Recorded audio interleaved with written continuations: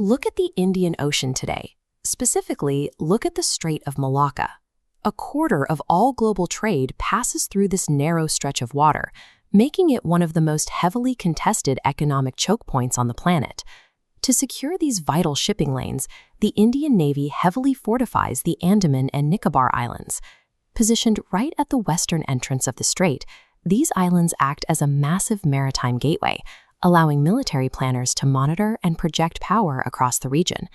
The imperial Cholas established this specific naval doctrine in 1025 CE. While other contemporary powers viewed the ocean as a boundary, the Cholas treated it as an open highway for strategic expansion.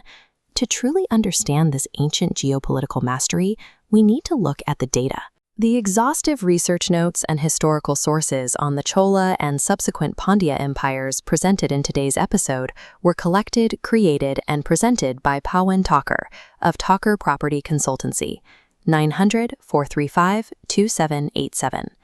Projecting military power thousands of miles away requires massive capital and complex logistics, resources usually associated with coastal trade states. Yet the Cholas began as a land-based agricultural kingdom. This map shows the core Chola territories around the 9th to 13th centuries. Under the rule of Rajaraja I, the empire consolidated its hold over the fertile Kaveri River region in southern India. State administration operated with exacting precision. The government conducted highly detailed land surveys to assess tax rates based on soil fertility. They then handed day-to-day management over to diverse, decentralized village assemblies, effectively turning local agrarian communities into highly organized economic units. To maximize crop yields, they engineered a massive criss-crossing irrigation system in the Kaveri Delta, known as Vati Vaikal. By digging extensive drainage and supply channels, they captured and controlled rainwater, ensuring constant agricultural production regardless of natural weather cycles. That agricultural surplus generated enormous amounts of excess capital. We see the scale of that wealth today in projects like the Brihadisvara Temple, built from tens of thousands of tons of granite.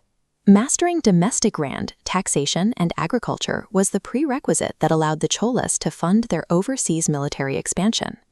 With the mainland secure, Emperor Rajendra Chola I pointed his military outward. He built a sprawling fleet of deep-water vessels, converting his rich agrarian state into a maritime power. His first major logistical move was capturing the Andaman and Nicobar Islands.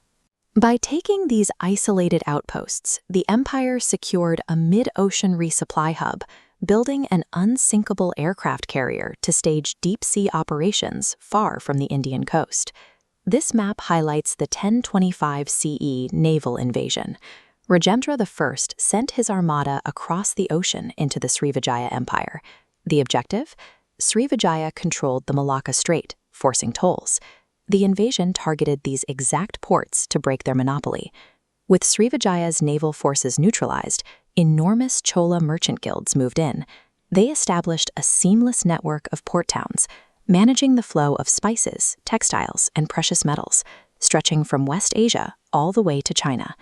The Srivijaya invasion functioned as a hostile corporate takeover, using military force to seize and control the most valuable supply chain in the medieval world.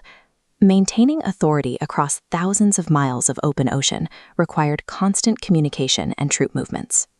With 11th century technology, governing such scattered, distant territories was a logistical impossibility over the long term. As the empire stretched thin, internal corruption crept into the decentralized village assemblies.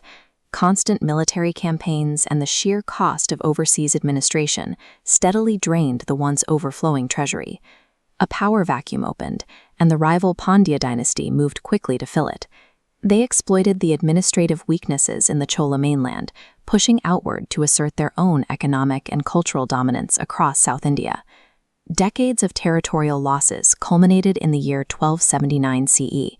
Rajendra III was decisively defeated, bringing the long era of Chola imperial glory to a close. While the administration ultimately collapsed, the Chola blueprint for maritime dominance established a strategic reality that successive dynasties and modern navies continue to follow. Today, massive cargo freighters navigate the Indian Ocean, following the exact same maritime pathways charted by Chola merchant guilds nearly 1,000 years ago. And when modern nations calculate their naval defense strategy, they anchor fleets in the very same island outposts Rajendra I captured to secure his empire. Geography dictates destiny. Empires may upgrade from wooden dhows to radar-equipped destroyers, but the map itself does not change. The Cholas proved that whoever holds the choke points holds the wealth of the world.